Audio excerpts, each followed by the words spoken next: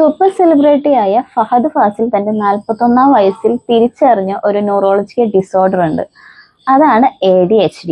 സാധാരണയായി കുട്ടികളിലും ചുരുക്കം ചില അഡൾട്ട്സിലും കാണുന്ന ഒരു ഡിസോർഡർ ആണ് ADHD. സാധാരണ കുട്ടികൾ കാണിക്കുന്നതിനേക്കാൾ ഉപരി കുറുമ്പ് കാണിക്കുകയും വികൃതി കാണിക്കുകയും അവരുടെ ശരീരത്തിനേക്കാൾ കൂടുതലായിട്ടുള്ള ആക്ടിവിറ്റീസ് കാണിക്കുകയും ഒരു ക്ഷമയില്ലാതെ ഓടി നടക്കുകയും പഠനകാര്യത്തിൽ കുറച്ച് പുറകോട്ട് നിൽക്കുകയും അതുപോലെ തന്നെ വഴക്കുണ്ടാക്കുകയും അമിതമായ ദേഷ്യം കാണിക്കുകയും ഒക്കെ ചെയ്യുന്ന ചില കുട്ടികളെ സാധാരണയായി വീട്ടുകാർ പറയും അത് അവന്റെ വികൃതിയാണെന്ന് പറയും. പക്ഷേ ഇത് പലപ്പോഴും ADHDയുടെ ലക്ഷണങ്ങളായിരിക്കും.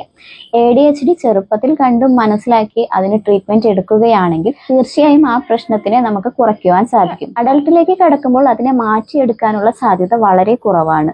പലപ്പോഴും അമിതമായി മടി കാണിക്കുക, അമിതമായി ദേഷ്യപ്രകടനം നടത്തുക, ഒരു കാര്യങ്ങളിലും അടങ്ങിയിരിക്കാൻ സാധിക്കാതെ വരിക, ലൈംഗികതയിൽ പോലും അമിതമായ